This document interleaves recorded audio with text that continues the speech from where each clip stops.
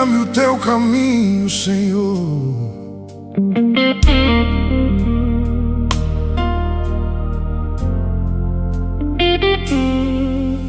Confia no Senhor de todo o coração. Não te apoies no que os olhos verão. Reconhece Ele em cada decisão, e os teus caminhos terão direção. Não seja sábio aos teus próprios olhos. Teme ao Senhor, foge dos tropeços. Isso é saúde pro corpo cansado e refrigério pros ossos secos. Ele endireita o que está torto em mim.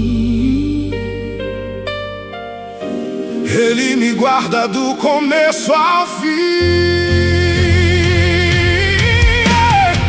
Sabedoria clama nas ruas, eu vou ouvir. Não vou correr atrás do que vai me destruir. Provérbios vivos queimando em mim, a voz do céu me chama assim. Eu não sou dono do meu caminhar, mas sigo a luz que não vai falhar. O temor do Senhor é vida e paz, e o resto o vento leva pra trás. Não inveje o caminho do perverso, o fim deles é vazio e reverso. Mas o justo floresce como a manhã, mesmo em terra seca ele não se cansa. A língua que fala com falsidade cai, mas a verdade sustenta quem vai. O que semeia a justiça colherá, e o próprio Deus o levantará.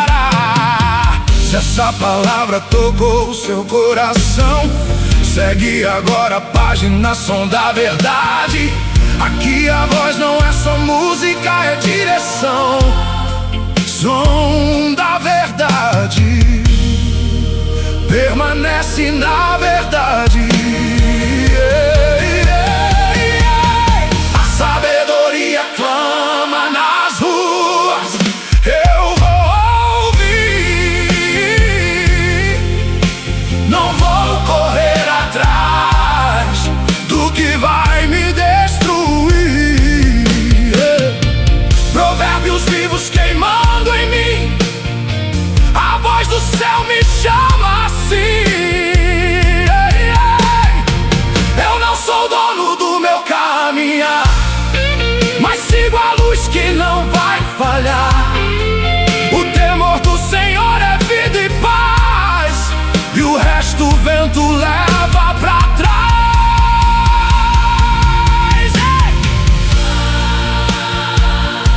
Provérbios em mim, luz que não tem fim. Me ensina a andar